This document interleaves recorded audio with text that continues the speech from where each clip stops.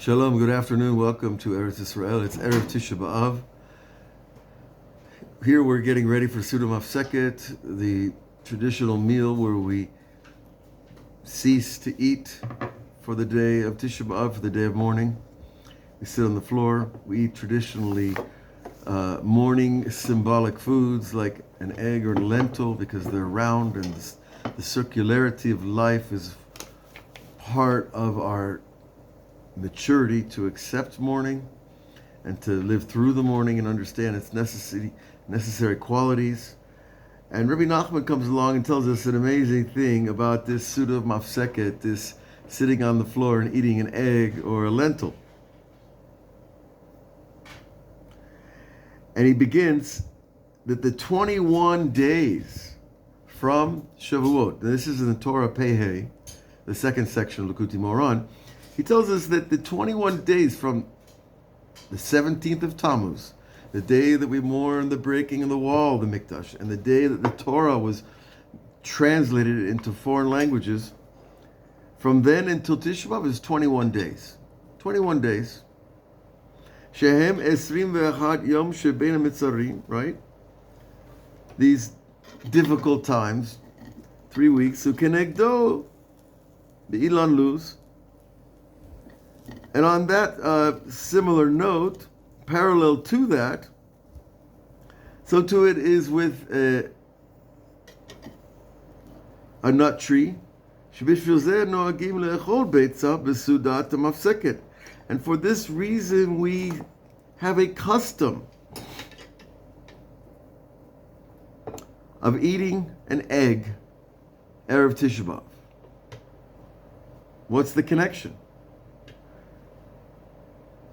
between the 21 days of the coming of the destruction of the temple and the preparation for that, and the actual day of sitting on the floor and the Erev right now? Actually, I see the eggs are coming out of the kitchen. That we sit on the floor. Ki Abeitzai tells us Migmeret Vesrim Yom V'Echad Yom. The period of time that an egg incubates inside a chicken is 21 days. So these 21 days that are about to end are 21 days of incubation. 21 days where we actually experience the growth that is the preparation for a new birth. And of course, the new birth that the rabbis tell us about is the birth of the Messianic spirit, the Messianic soul, the Ruach. And Ruach is always that emotional component of the soul, not the intellectual one, not the interactive social one. It's the spirit of the emotion of a thing. And so it's 21 days of incubating our ability to mourn. 21 days for the egg to become a mature egg and either become a chicken or become an omelet. It depends on you. But those 21 days are happening inside us as well. Our sages taught this idea in Mesechet Bechorot, the tractate on the firstborn. And he repeats the idea again.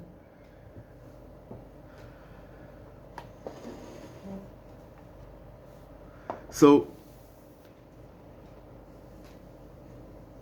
part of this also is a teaching about the preparation for, there is another day of mourning in the human cycle, of course, and that is the loss of a loved one. But the loss of a loved one is really just the loss of a body, a physical body. And so, when we step into this day of mourning and thinking about the loss of the Beit HaMikdash, we're thinking about the loss of something that was physical, that held a spiritual idea. And we want to rebuild the physical item, the Mikdash, that held the spiritual idea, the spiritual ideal. That's why we want to build the temple, because we need a vessel to hold the light. To hold the light in ourselves, just as the body holds the neshama here in this world. And one day it will no longer be able to hold the neshama, and it will leave. And so the mourning of the Mikdash is also part of the mourning of the loss of the ability to hold our higher soul down here. And not retract and take a step back to our lower selves. We want to hold that higher self that the Mikdash represented and its power to keep the higher soul here in the world, because that's where we need it most. And we know that every night we go to sleep and the higher soul elevates to its realm, and then it's forced to come back down here again. So the Mikdash is really that ability, that power, a physical vessel to hold the soul here in this world. So I see that the shadows are lengthening and the eggs are waiting. Are we going to put ketchup on them? I don't even know. We shouldn't put ketchup on them. That's too celebratory, I imagine, in some schools. But really, not to make light of it, it's a beautiful idea that we've been incubating all these 21 days, these 3 weeks, and now we're getting ready for a new birth.